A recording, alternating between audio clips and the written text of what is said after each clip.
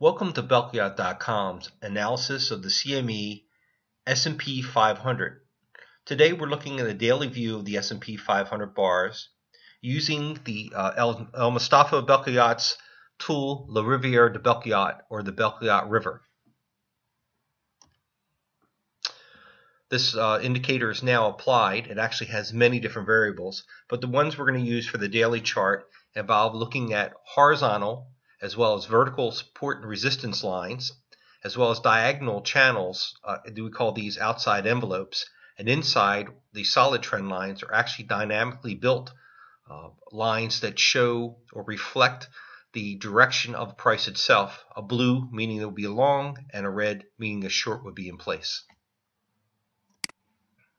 To continue further, you can see the outside channels now defined, the blue being an upward movement and the red defining what is in place of a downward movement. This particular line has been in place for approximately early January, in which case it has bounced off the line several times. We can see that we're in a short position at this current time.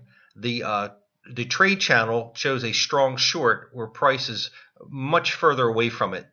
As price would rise, it would touch against this, but obviously it's riding on the inside envelope. And we look at the S&P 200-day moving average. Price is close or coming much closer to it. Right now, this number is at 1698, where the price is at 1742. It's conceivable that it could be hit in as little as a day, but probably could take up to a week if it's touched at all in order to cross over. Some other items of interest is that we went through a flat top area where the price range of the S&P 500 from December 26, 2013 to the 23rd of January of this year was only in a 2-point range. This is not actually a double top. I would hope that a double top would have a little bit more space between it and make it more powerful. But this is a very strong indication that the price of the S&P 500 reached some sort of plateau for whatever reason. The fact that there is no other price close to this historically is very challenging to try to gauge, but the fact it went sideways for a period of time does mean that no one was willing to go past that point.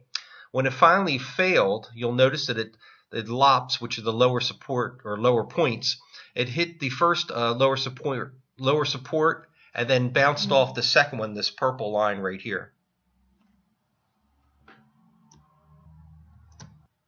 To continue with the horizontal lines, we call them support resistance or hip lop aging.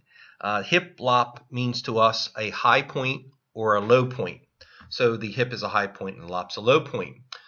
As we gauge these hips and lops, you'll notice that they actually have an age to them, how many bars old they are, and of course it shows the price. It is our opinion that this first price hesitated ever so slightly in reaching this first resistance point, a support point. Of note is price appeared to stop short of the 1738 mark. We believe that this is actually going to be a historical mark itself, where if price goes below this, it could start a strong downward movement.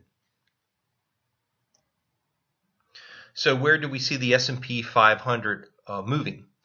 We're going to start with resistance because we believe that is the least likely place that price will go at the moment.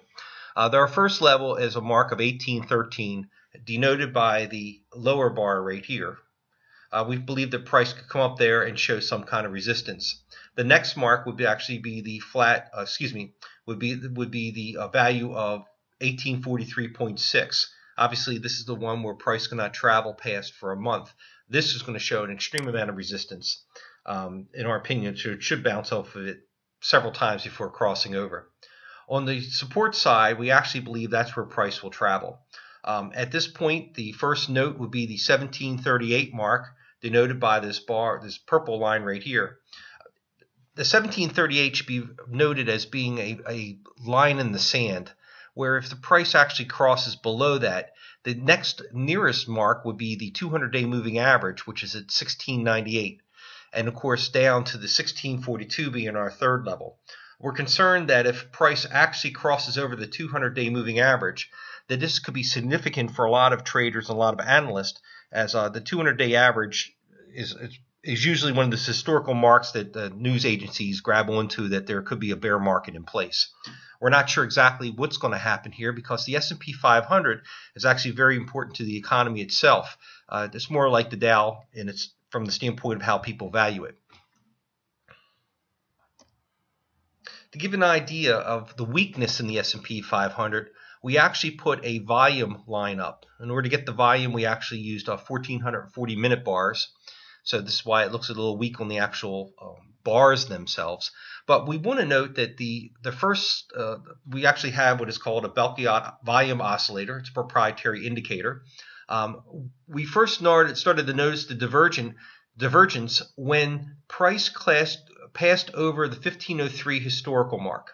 And you'll note, and the peak of our oscillator happened several bars afterwards as price started to fail slightly and then picked back up. It appears that the first divergence mark was right around here, where you'll notice that the volume's actually lower, but the price is actually higher. And of course, as volumes drop in precipitously, it's still making higher highs. Till finally, we find ourselves in December to January this year, where volume actually was going slightly higher, but of course, price was much larger than it was when it first reached this first divergence in March and April of 2012.